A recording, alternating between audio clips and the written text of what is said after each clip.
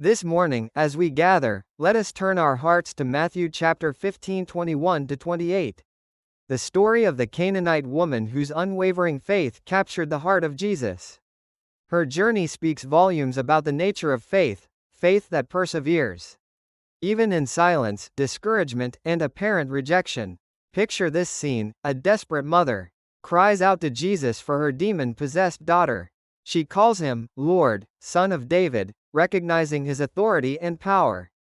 But at first, Jesus does not answer her, a silence that might feel crushing. Yet, her faith presses forward, unyielding. When the disciples urge Jesus to send her away, he states his mission to the lost sheep of Israel, seemingly placing a boundary between her and the miracle she seeks. Still, she kneels, pleading simply, Lord, help me. What follows is striking. Jesus says, it is not right to take the children's bread and toss it to the dogs. A test, a moment that could dishearten anyone. Yet, this woman, with humility and brilliance, responds, Yes, Lord. But even the dogs eat the crumbs that fall from their master's table. Her reply is a declaration of trust, acknowledging her unworthiness yet confident in his overflowing mercy.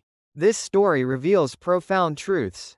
First, faith thrives in desperation. It's often in our most broken moments that faith becomes real, pushing past every obstacle to cling to the promises of God. The silence of God is not his absence, it's often a moment of deep refining. Sometimes, God's delays are his way of drawing us into greater dependence on him. Second, faith refuses to be offended. This woman could have walked away, hurt by the apparent rejection. Instead, she clung to the character of Jesus, trusting that his heart was full of compassion. How often do we let disappointments or the actions of others keep us from pursuing the fullness of God's promises?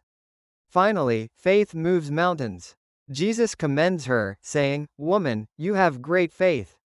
Your request is granted. Her daughter was healed at that moment, a testament to the power of persistent, humble, and desperate faith. Let us be inspired by her example. Are we willing to persist in prayer, even when answers seem delayed? Will we trust in God's goodness, even when his ways seem hard to understand? Let us approach him with boldness, not because we are worthy, but because he is abundantly merciful.